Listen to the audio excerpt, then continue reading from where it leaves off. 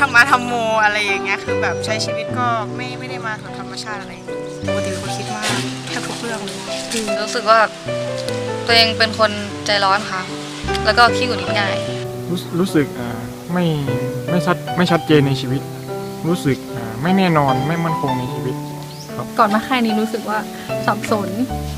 เหมือนมีปัญหาแล้วรู้สึกว่าอยากมาค่ายนี้อยากลองมาหาคำตอบดูว่าแบบมันจะเป็นยังไงเป็นคนที่สมาธิสั้นค่ะเป็นคนที่ขี้เบื่อง่ายไม่มีสติในการใช้ชีวิตอะไรเงี้ยวางแผนเวลาไม่เป็นคนที่ทำอะไรก็จะช้าๆบางทีเราก็อาจจะขาดสติไปคนที่ใจร้อนมากใจร้อนสูงมากครับเกี่ยวกับเวลาทำอะไรเนี่ยมันต้องเอาชนะให้ได้รู้สึกว่าแบบเหมือนแต่ก่อนบางทีแล้วก็เหมือนอาจจะหลงหรือว่ายึดติดกับอะไรผิดเป็นคนคิดเยอะชอบคิดไปเองไม่กล้าตัดสินใจอะไรก็รู้สึกว่าตัวเองอ่ะเป็นคนไม่ค่อยมีความมั่นใจในตัวเองแล้วก็ไม่กล้าแสดงออก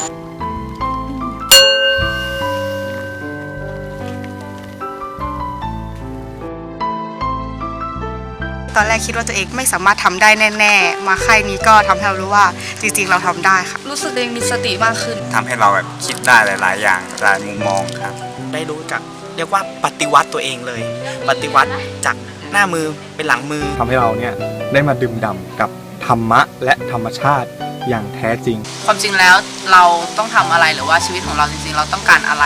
การที่มาที่นี่มันทำให้แบบจิตใจมันสงบขึ้นทำให้เราไปพิสูจน์ความกลัวแล้วก็ไปขจัดความกลัวใน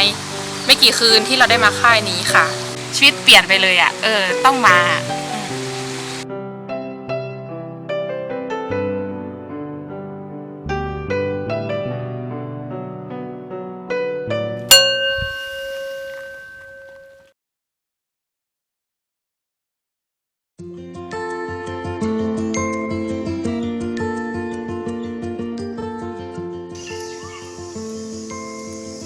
สวัสดีค่ะปลายฟ้าประธานโครงการค่ายความคิดสร้างสรรค์หรือค่ายตุ๊กปู่ค่ะ